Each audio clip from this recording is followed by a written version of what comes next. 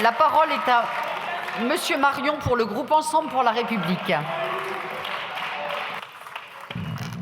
Madame la Présidente, Monsieur le Ministre, Monsieur le Président de Commission, enfin Madame la Présidente de Commission, Messieurs les rapporteurs, chers collègues, 3199, c'est le nombre d'usages détournés d'artifices que la police nationale a enregistré depuis le 1er janvier 2025. 34, c'est le nombre de policiers blessés par ces tirs. 1200, c'est le nombre d'interventions que la gendarmerie nationale a enregistrées rien qu'en 2025 sur des rave-parties. 1362, c'est le nombre de dossiers judiciaires dans lesquels le protoxyde d'azote est mentionné en 2025. À ces chiffres, nous pourrions ajouter des morts, car chacun de ces contextes en a connu. Voilà la réalité qui a poussé le gouvernement à présenter le projet de loi qui nous réunit. Cette réalité, nos concitoyens nous la dépeignent chaque jour. Des produits explosifs qui brisent les fenêtres, brûlent leurs proches, des motos qui percutent des enfants, des accidents graves qui endeuillent leurs familles. Loin de se cantonner aux villes franciliennes, elle frappe partout, même dans ma circonscription de Loir-et-Cher. Cette réalité, les forces de sécurité intérieure la subissent et la signalent à leurs encadrants. C'est ainsi que ce texte s'est construit avec pragmatisme et en lien étroit avec les acteurs du terrain. C'est pourquoi nos policiers, nos gendarmes, nos élus locaux et nos concitoyens y sont favorables.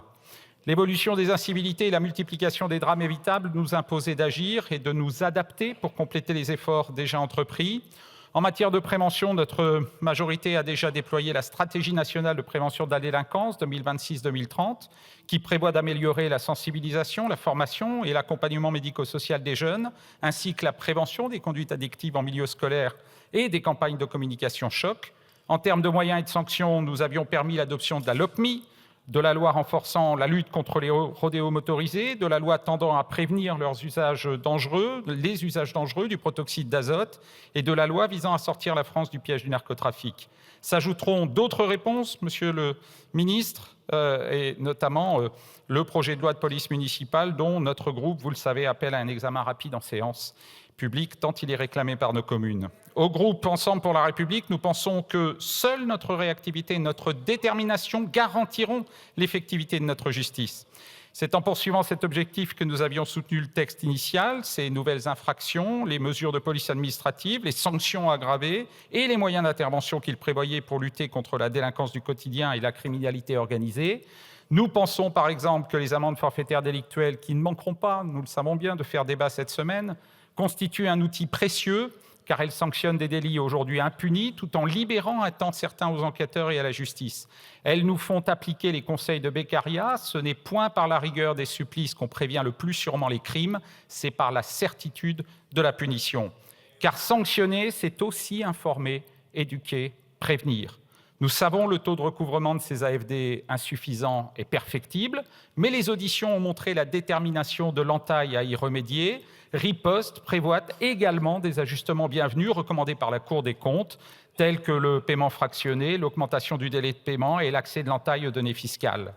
Par ailleurs, nous considérons la vidéo algorithmique comme un appui utile à la sécurisation de nos espaces publics contre les menaces graves. Je remercie le ministre d'avoir pensé à intégrer nos musées les plus sensibles à cet article 19. Comme nous l'avons malheureusement expérimenté, nous savons que nos établissements culturels sont de plus en plus exposés et ciblés.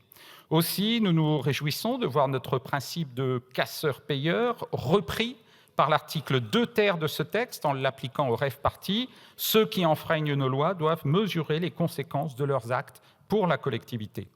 En commission des lois, chacun sait que nos débats ont été animés. Notre groupe avait réussi à faire adopter plusieurs amendements, comme la diminution des montants de l'AFD pour l'infraction de participation à une rave-party, avant que le texte ne soit finalement en grande partie vidé de sa substance par la gauche.